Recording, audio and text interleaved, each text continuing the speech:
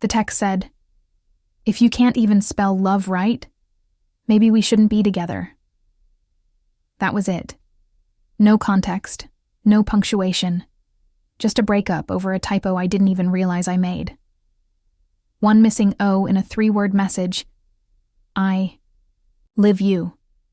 And suddenly, I was single.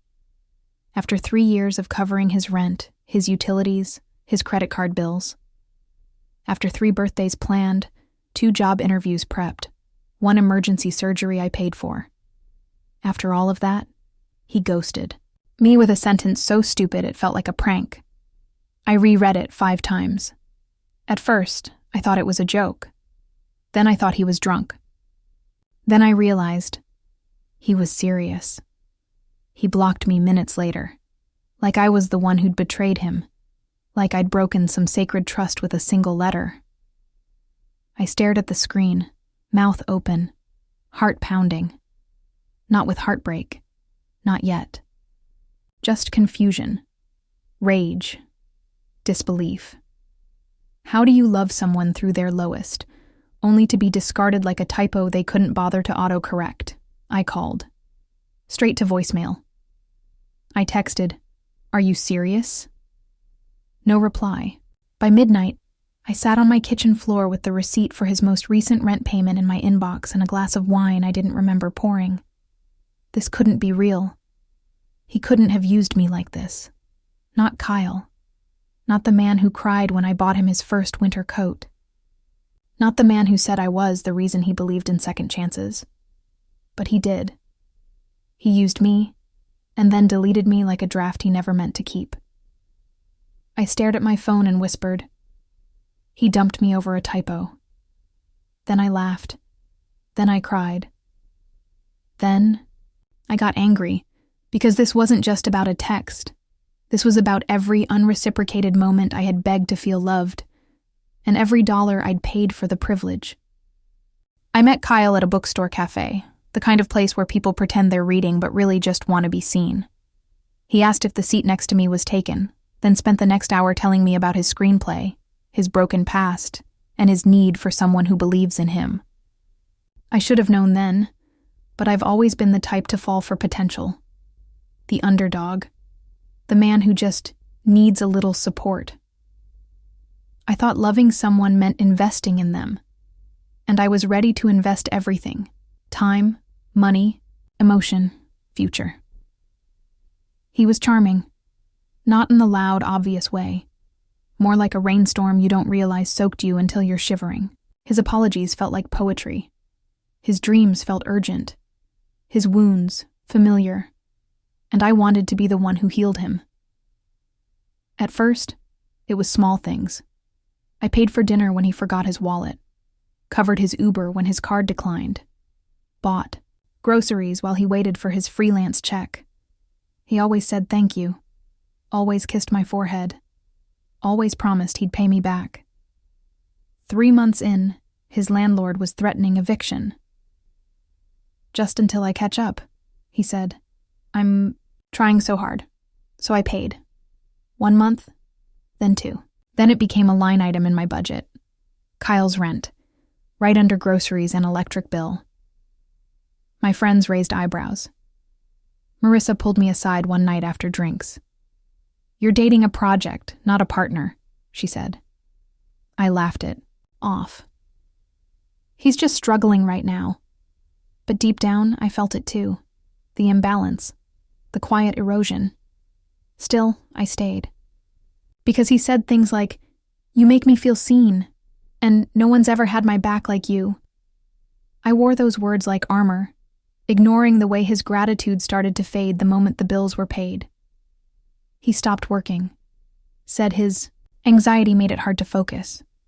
He started staying home while I hustled overtime. He made playlists for me, sure. Wrote cute notes. But he never asked how I was. Never offered to carry the weight he leaned so heavily on. But I convinced myself that love was sacrifice. That if I just held on a little longer, the Kyle I met in that cafe would reappear. That one day he'd turn to me, grateful, and say, "I couldn't have done it without you. Instead, he turned away and dumped me over a typo. Looking back, the red flags weren't red. They were neon, flashing, screaming. But I'd convinced myself they were just the price of loving someone complicated. I wore his pain like a badge, believing my patience could be his redemption. He hated when I talked about work. Said it made him feel less than. So I stopped sharing my promotions, my achievements, my stress. I downplayed my success to protect his ego. "You're just lucky," he'd say when I got a raise. Some of us don't get handed things, but nothing was handed to me. I worked hard, paid every bill, managed both our lives while he curated playlists and reorganized his vinyl collection. And every time I asked him about job applications, he'd say, "You're pressuring me." So I backed off. He compared me to his exes constantly.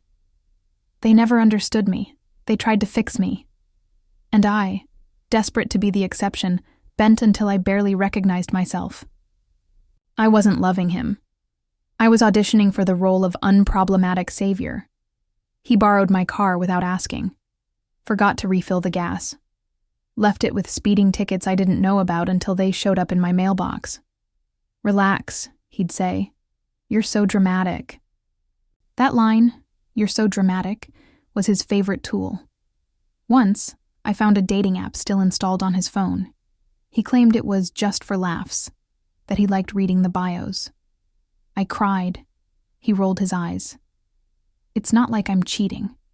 "You're insecure." I apologized for feeling. He started ignoring my messages, hours without replies, said he was clearing his head. But when I didn't answer immediately, he accused me of being distant. It was always me, my tone, my reactions, my inability to just chill. We never celebrated our anniversary. "Dates are capitalist nonsense," he said. But he remembered the release date of every obscure indie album. He forgot my birthday. Once, claimed he thought it was the day after. I spent the night pretending I didn't care. Marissa told me, "He's not a boyfriend. He's a dependent with benefits." But I defended him. Every time. Because if I admitted she was right, I'd have to admit I'd built my life around a man who never saw me as more than convenient. He weaponized his fragility, made me the villain for expecting partnership, and every time I questioned the dynamic, he painted me as ungrateful for love. But I see it now. It wasn't love. It was emotional abuse dressed in indie charm. The message came on a Tuesday morning. I was halfway through a client call, juggling deadlines, stress, and a lukewarm coffee. I glanced at my phone during a pause and saw it. "If you can't even spell love right, maybe we shouldn't be together." At first I thought it was a joke. I read it twice, then 3 more times. My thumbs hovered over the screen as the call continued in my ear like white noise. I texted back, "What are you talking about?" But by then, I was already blocked. Just like that, 3 years of sacrifice, deleted over a missing O. 1 autocorrect, 1 typo. I had meant to send "I love you," I sent "I live you." And apparently, that was enough to dismantle a relationship I'd carried like a second spine. I sat at my desk, blinking through disbelief. No explanation, no call, not even the decency of a real conversation. Just a passive-aggressive swipe out of my life like I was the typo he was tired of correcting. It felt surreal, like a breakup written by a teenager trying to be edgy. I laughed. Then I cried. Then I laughed again. My phone buzzed. Email from his landlord. "Next month's rent is past due. Will you be covering this one as well?" That's when the shame hit me. Not for the breakup, but for every time I'd rescued him. For every bill I paid, every lie I swallowed, every dream I shelved so he could figure himself out. I had built him a life, and he thanked me by cutting me off over a text. I told Marissa. She didn't flinch, just said, "He's a coward, a manipulator. You gave him everything, and he gave you conditions." I nodded, even though the truth stung more than the betrayal. Because deep down, I'd known. I started replaying every fight. Every moment I asked for reassurance and got sarcasm. Every time he said, "Maybe you're too sensitive." Every emotional withdrawal disguised as boundaries. It wasn't just the text. It was the final confirmation that he had never truly loved me. He had loved the comfort I provided. And the moment I misspelled the fantasy, he discarded the reality. Over a typo. But that text wasn't the end of the story. It was the beginning of the truth. I didn't leave my apartment for 3 days. Not out of heartbreak, but humiliation. I had spent 3 years loving a man who dropped me like expired milk. I kept rereading the message, hoping it would morph into something deeper, something less absurd, but no, it was still about a typo. I called my brother Jared, expecting judgment. Instead, he sighed. "I've been waiting for this to happen," he said. "You were always too generous with people who never earned you." I hated how much I needed to hear that. I started cleaning obsessively. It wasn't about dust. It was about erasing him. Every cup he used, every hoodie I folded. The broken mug he swore he'd fix. Gone. I bagged up his things, stacked them by the door, and stared at them like a monument to my denial. The silence in the apartment was different now. It used to be heavy with hope. Now it felt like freedom's echo, cold, but honest. I cried once, briefly. Then dried my face and laughed at how quiet my own voice sounded in a space no longer filled with excuses. His Netflix profile was still active. I hovered over the name. K. Deleted it. Just that small click felt like reclaiming a piece of me. Every tiny action became a ritual of closure. Unfollow, unsubscribe, undo. Marissa came over with wine and playlists. We made fun of the breakup.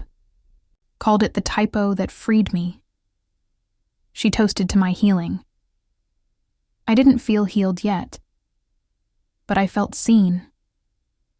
And that was enough to breathe again. I thought about the night I let him sleep in my bed after his car was towed. The night I stayed up, refreshing job boards for him while he slept like a child beside me. The day I told him I believed in him more than anyone ever had.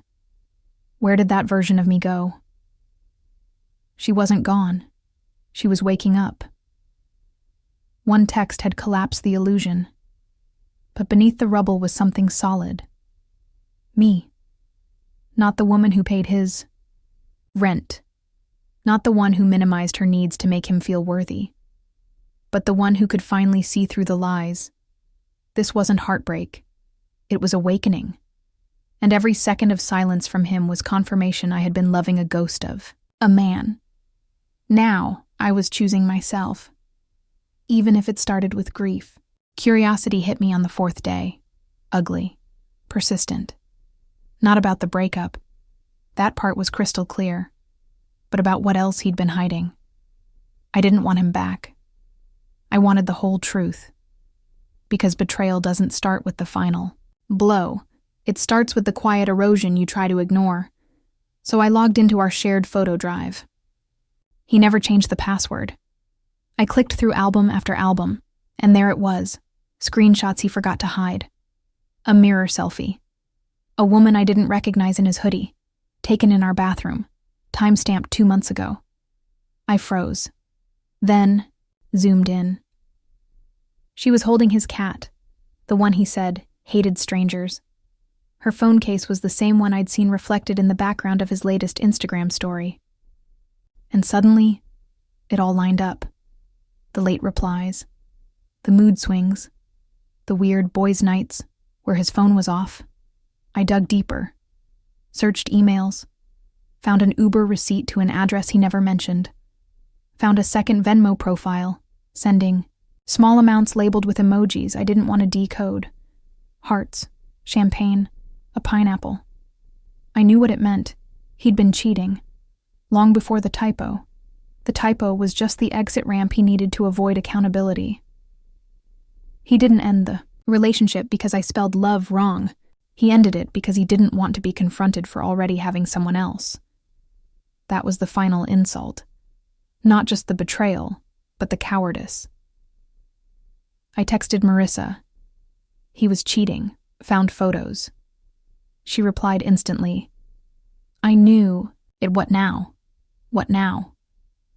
I thought about exposing him online, screenshotting everything, tagging her, ruining his carefully crafted narrative of struggling artist and misunderstood boyfriend. But then I realized he wasn't worth the energy. I was tired of making him the center of my story. I printed the photos, folded them, slid them into an envelope with his name and a post-it that read, I deserved better. And now, I know it. I left it at his door, not because I wanted closure from him, but because I was done carrying secrets that weren't mine to hold. He lied. He cheated. He manipulated. And now, he was nothing more than a cautionary footnote in the story of my awakening. Revenge didn't come in fire. It came in silence. In letting him drown in the version of himself he created, without me there to save him. No explanations, no rage, just an absence so complete it echoed louder than any scream. I blocked him. Everywhere. Socials, email, even his favorite playlist I made. Gone. I left the shared Spotify account with a single renamed folder. You lost the soundtrack too. It was petty. It was perfect. Then I called his landlord. I explained, politely, that I would no longer be covering Kyle's rent, that he had 30 days to make arrangements or vacate. The silence on the other end was thick. But he said you were still together, she said. He said you guaranteed payment. No, I replied. He misread the text. The irony tasted delicious. Next, I contacted the vet. Kyle's cat was technically under my name. Vet bills, registration, everything. He used that cat for sympathy, claimed it was all he had. I paid for it all. But when I called, I said, cancel the account. He can figure out adulthood now. I wasn't destroying him. I was dismantling the system he built on my back. Piece by piece. I didn't reach out to the new girl. She wasn't the villain, just another in a long line of women who'd mistake Kyle's sadness for sensitivity. She'd learn, or she wouldn't. That was her path now. Marissa helped me sell the couch he never paid for. I used the money to buy a weekend at a spa. A gift to myself for surviving 3 years of emotional labor disguised as love. I wore a silk robe and toasted alone. I've never felt more powerful. One last message did come through, on a burner account. You really turned cold. I smiled, took a screenshot, then deleted it. Because it wasn't coldness he felt, it was boundaries, and those are sacred. Didn't need to ruin his life. He would do that just fine on his own. All I did was stop holding the net beneath him. It started with silence. The kind that isn't empty, but full. Full of space. Full of clarity. Full of the voice I had silenced for too long. I woke up in clean sheets, in a bed where no one rolled away from me. And I finally breathed like the air belonged to me again. I made coffee slowly, played music I liked, without commentary. No eye rolls, no passive-aggressive sighs. Just me, barefoot, dancing in the kitchen, alive in ways I hadn't felt in years. This wasn't recovery. It was resurrection I redecorated. Not for anyone else. Just me. Soft lighting, warm colors, art that felt like freedom. I bought myself flowers and didn't wait for an occasion. My apartment became my sanctuary, not a halfway house for someone else's brokenness. People asked what happened.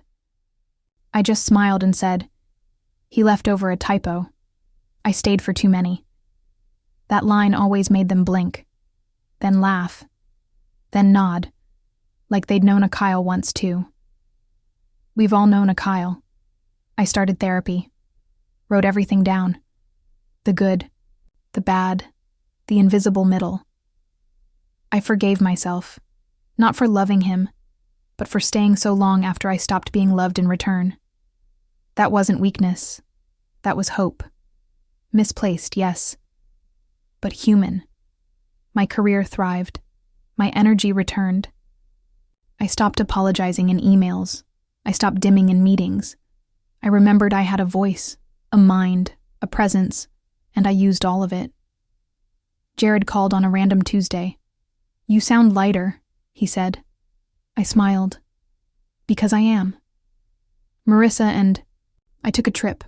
Just us. No stress. No silence heavy with resentment. We toasted to freedom, to healing, and to the sacred gift of typos. Because sometimes the thing that breaks you is the thing that saves you. I left the old version of me behind, the one who paid rent for someone who never saw her worth. She's not coming back, because yes, he dumped me over a typo. But that typo set me free.